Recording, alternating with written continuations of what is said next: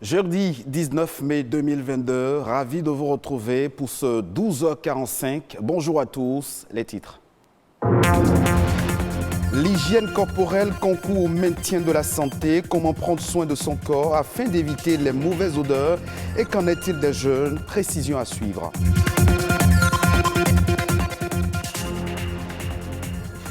L'avènement des voitures 2.0, les mécaniciens traditionnels sont aujourd'hui obligés de s'adapter aux nouvelles technologies. Pour eux, le métier de mécanicien automobile a évolué. Le conte, un véritable art qui relate des récits dans le but d'instruire ou distraire ceux qui écoutent. Même s'il est en voie de disparition, le conte occupe une place importante dans la société.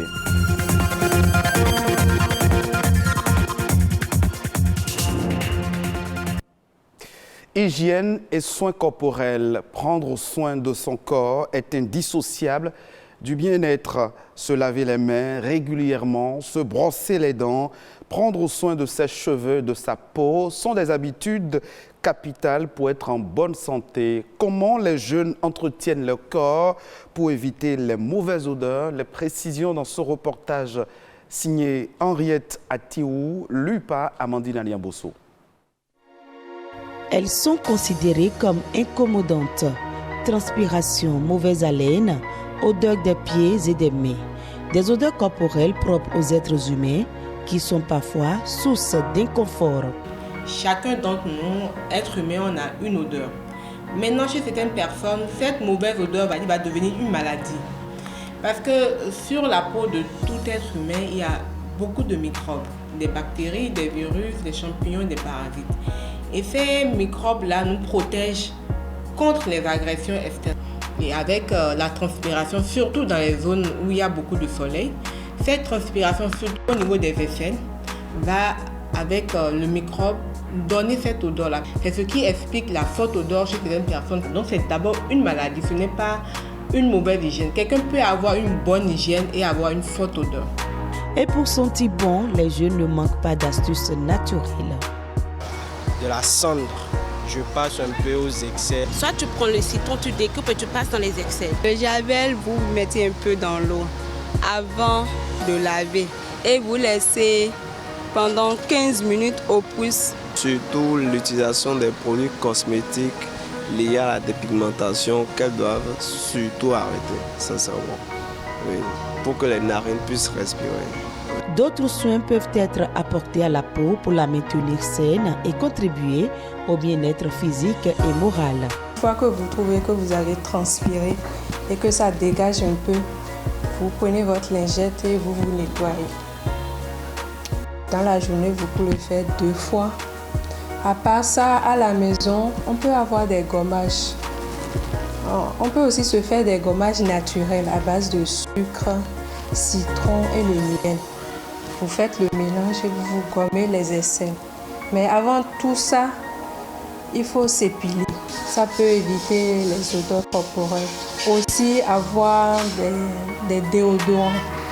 Les déodorants qui se vendent un peu partout. Une bonne hygiène corporelle repose sur un ensemble de démarches quotidiennes. Pour une bonne hygiène corporelle, prendre au moins 1 à 2 bains par jour. Utiliser des savons à pH neutre. Hydrater la peau régulièrement. Donc après chaque bain, vous allez appliquer un lait de corps qui est adapté à votre peau. Le javel, c'est un détergent, pas bon pour la peau. N'utilisez pas les produits dépigmentants. N'entassez pas les habits. Les habits, quand on porte une fois, on ne reporte pas 2 fois. On n'attend pas 1 mois, 2 mois pour laver les habits. Prendre soin de la peau de son corps, c'est une mesure d'hygiène qui influe sur la santé, la beauté et la qualité de vie. Amandine Aliambosso et Henriette Atiou, merci pour ce reportage. On retient donc que l'hygiène et les soins corporels permettent de se sentir bien dans sa peau. Le secteur de l'automobile connaît aujourd'hui plusieurs mutations. On retrouve désormais toute une gamme de véhicules électroniques en circulation. Avec cette révolution technologique, le métier de mécanicien automobile évoluent. Par conséquent, les connaissances mécaniques seules ne suffisent plus pour réparer les voitures dites 2.0. Que devient le mécanicien automobile à l'aide des voitures électroniques? Les détails dans ce reportage.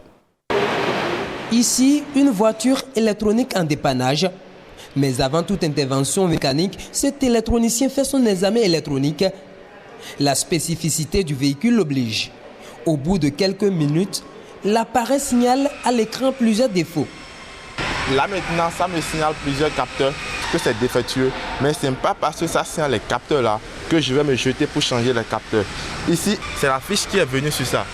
Mais comme ils n'ont pas trouvé à remplacer, ils ont eu à adapter. Or ça peut envoyer des courts-circuits au niveau du calculateur. Donc c'est des pannes que nous maintenant, on doit régler. Ouais. Donc c'est pour ces pannes-là que la voiture est venue. Ce n'est pas que si la voiture vient, on se jette directement sur la voiture pour commencer par travailler. Non, les voitures d'aujourd'hui ne sont plus comme ça. Des voitures nécessitant une technologie de pointe, on en dénombre assez dans ce garage. Le promoteur, un mécanicien de formation, exerce dans ce secteur d'activité depuis 1988 au Bénin. Ces dernières années, il ne cesse d'actualiser ses connaissances et de recruter d'autres compétences afin de s'adapter à l'évolution de la technologie automobile. On ne veut plus que les voitures aillent au Ghana, au Togo, pour qu'on dise, bon, ils n'ont pas réussi ici, c'est au Ghana. La devise quitte le pays. Mais si ça tourne ici, si c'est abondant, pourquoi ne pas recruter plus? Ça, nous résolvons une partie du chômage. Ce nouvel environnement automobile, beaucoup de mécaniciens dans le pays peinent à s'en sortir. La cause, on évoque le défaut de maîtrise de l'outil informatique et de la langue de conception des scanners. Par exemple, les appareils de diagnostic, là, les scanners qu'on sort là, si tu ne maîtrises pas le français, tu ne peux pas. Même pour l'interpréter, tu ne peux pas. C'est ça le grand problème qui est là, c'est ça. Une difficulté qui constitue une menace pour leur corporation. Plusieurs mécaniciens automobiles peu instruits risquent de se reconvertir à la longue. Mais le président de l'association dit y travailler. Il faut quand même avoir au minimum le BPC avant de faire la mécanique aujourd'hui. Parce qu'il faut savoir lire les différents codes de défaut. Il faut quand même savoir utiliser le scanner. Nous avions créé quand même ce climat de solidarité, d'assistance, ce climat de dépannage entre collègues. Et c'est ça qui fait que, bon, les pannes que les uns et les autres rencontrent chaque fois et toutes les fois, nous faisons des échanges d'idées. Et c'est ça qui nous permet de grandir dans la profession. Sinon, bon, tu seras quand même un mécanicien monté et démonté. Le mécanicien automobile est un métier en pleine mutation. Aujourd'hui, les concessionnaires associent l'électronique à la mécanique pour mettre sur le marché des véhicules dits 2.0. Et avec l'avènement des véhicules électroniques, le mécanicien automobile doit se mettre au pas. Intéressons-nous à présent au rôle et à la place qu'occupent les arts de l'oralité dans la société. L'art oratoire est un moyen à travers lequel celui qui les exprime ses sentiments et ses émotions. Autrefois utilisé par nos aïeux pour se divertir tout en éduquant, le conte est progressivement en voie de disparition. Pourtant, nul n'ignore son importance dans la promotion des arts et la culture. Boris Agossadou, ingénieur culturel, revient ici sur le rôle et la place qu'occupent les arts de l'oralité dans la société. Les arts oratoires, c'est tout ce qui est en rapport au récit, à la voix. C'est l'art de communiquer, de transmettre, n'est-ce pas, une conviction, une idée, à travers la voix, à travers les gestes, à travers les émotions. Après, la colonisation faisant son chemin, Senghor, principalement, et toute une catégorie d'écrivains ont connu l'écriture, et ceux-là étaient les pionniers de la vraie oralité, parce que c'est eux qui ont transcrit. C'est eux qui ont remis ce que les anciens disaient, voilà, c'est eux qui ont mis ça dans des bouquins.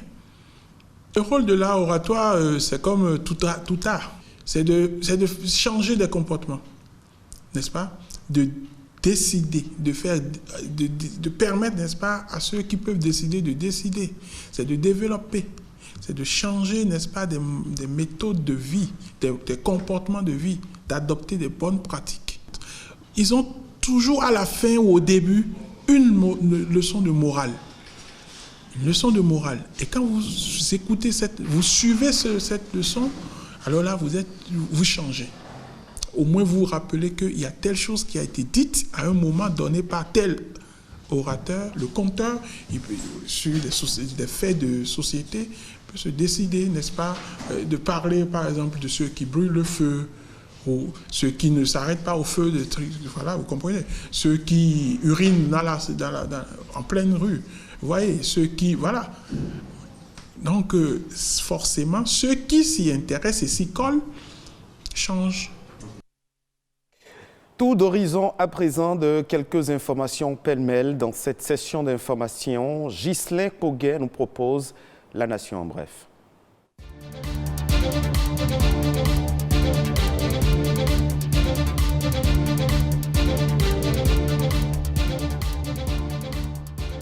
Le Bénin, comme les autres pays du monde, a célébré la Journée mondiale des télécommunications et des sociétés de l'information. Les technologies numériques au service des personnes âgées et d'un vieillissement en bonne santé. C'est le thème de la célébration de l'édition 2022 de la dite journée. Dans ce domaine, le Bénin prend des initiatives pour réduire la fracture numérique entre autres personnes âgées.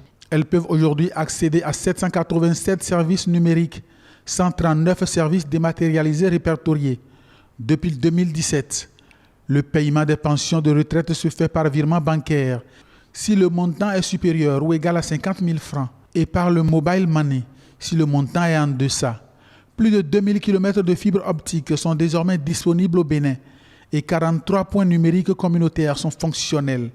Des points numériques qui permettent l'accès au numérique à tous les citoyens sans distinction de sexe ou de situation géographique.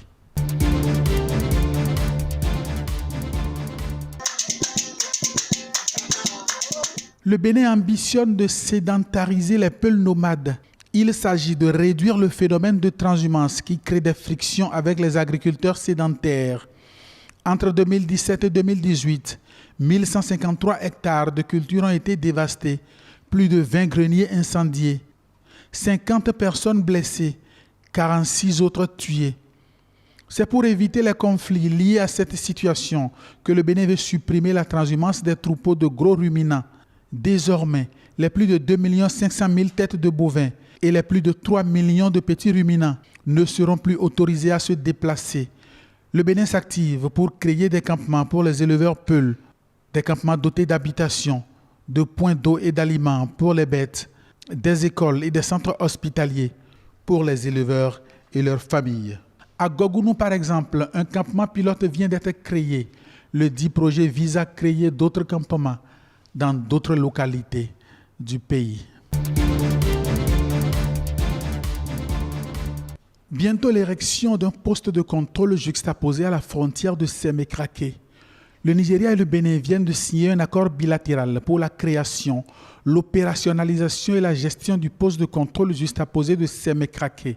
Les documents ont été paraphés à Cotonou par la sénatrice Gbemisola Rukaya Saraki, ministre d'État chargé des Transports de la République fédérale du Nigeria, et Romualdo Wadayi, ministre d'État chargé de l'économie et des finances du Bénin. L'objectif est de contribuer au renforcement de l'intégration régionale, notamment la libre circulation des personnes, des biens et des services sur le corridor Cotonou-Lagos.